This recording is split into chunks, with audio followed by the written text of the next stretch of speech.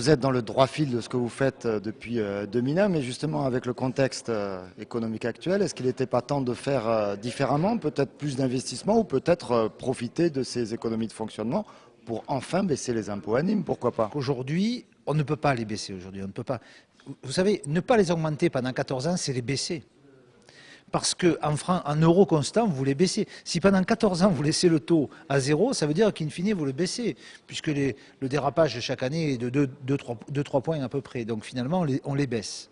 Mais on ne peut pas aller au-delà. Par contre, par rapport à la crise, je donne deux chiffres. Le premier, c'est 43 millions d'euros d'investissement pour la ville. Investissement, ça veut dire faire travailler les entreprises, ça veut dire les prestataires de services, ça veut dire tout le monde économique de la ville qui s'y retrouve. Donc on réinjecte dans l'économie locale 43 millions d'euros, ce qui veut dire que les impôts des Nîmois, je rappelle, 88 millions. Hein, les impôts des Nîmois, c'est à peu près 88 millions sur 230. Ça donne une idée.